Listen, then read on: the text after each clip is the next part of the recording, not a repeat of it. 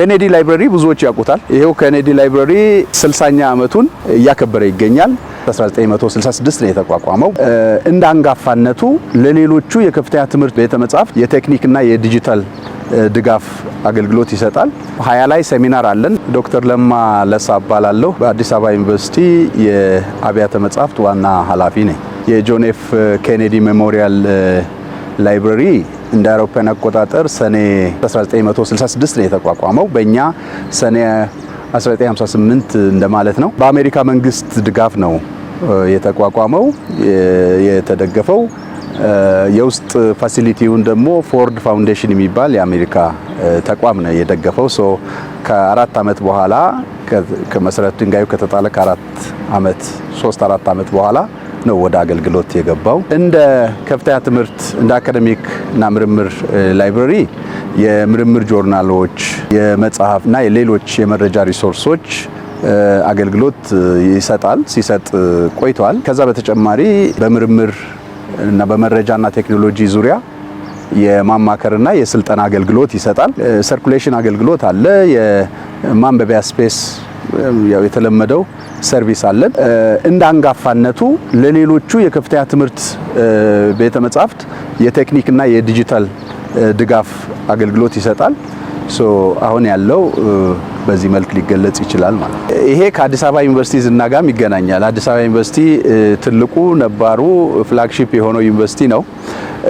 ላይብረሪውም በጣም በእድሜ አንጋፋው ትልቁ እጅግ በጣም የተደራጀው እና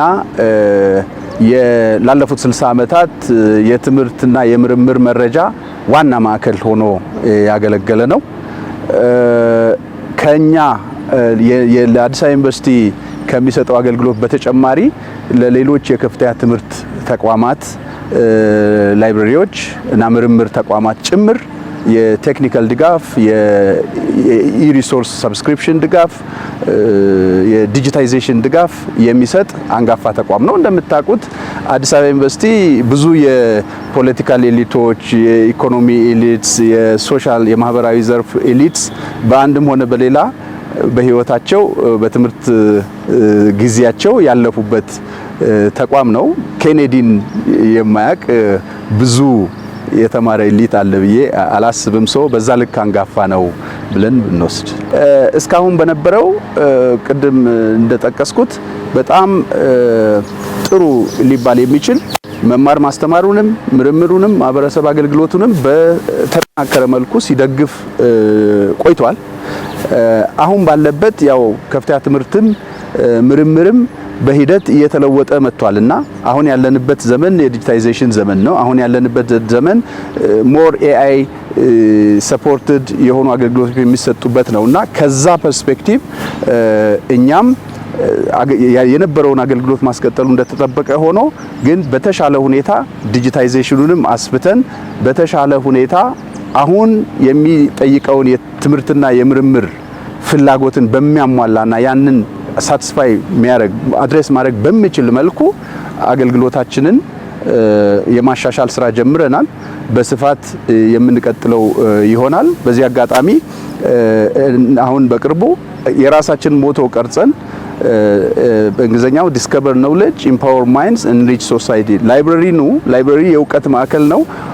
ኑና እውቀት ዲስከቨር አድርጉ፣ ከዛ እውቀት ጭንቅላታችሁን አዳብሩና ከዛ በአጠቃላይ ሶሳይቲን አበልጽጉ፣ ኑ አብረን እናሻግር የሚል ሞቶ አዘጋጅተን እንደ ተቋም ይሄንን ለማሟላት የአሰራር ስርዓታችንን ሪቪዚት እያደረግን ነው።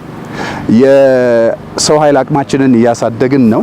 ዲጂታይዜሽኑን በሰፊው እያስቀጠልን ነው።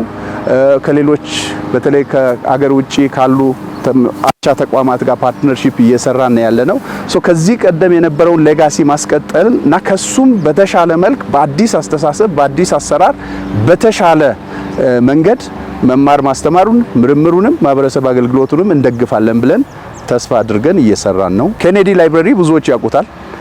ይሄው ኬኔዲ ላይብረሪ 60ኛ ዓመቱን እያከበረ ይገኛል። ከዚህ ጋር በተገናኘ የአንድ ሳምንት ኤግዚቢሽን አዘጋጅተናል።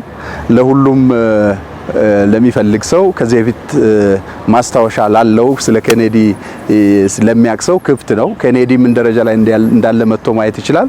60ኛ ዓመቱን ስላከበረ እናንተም የዚህ አካል ስለነበራችሁ እንኳን ደስ ያላችሁ፣ እንኳን አብሮ ደስ ያለን ማለት እፈልጋለሁ። ኤግዚቢሽኑ እንዲሳተፉ ነው አንዱና ዋናው። ከዛ 20 ላይ ሴሚናር አለን ለማንም ክፍት። በአጠቃላይ በቀጣይ አካዳሚክ ላይብረሪዎች ምን ቅርጽ ሊኖራቸው እንደሚችል በየ2 ወሩ የምናደርገው ሴሚናር አለ። አሁን እሱንም ስለምናደርግ ኢንትረስትድ የሆነና ጊዜ ያለው ሰው መጥቶ ሊመክረን ከኛ ጋር ሊወያይ ላይብረሪውንም የራሱን ላይብረሪም እንዲያይ መጋበዝ ነው ፈልገው።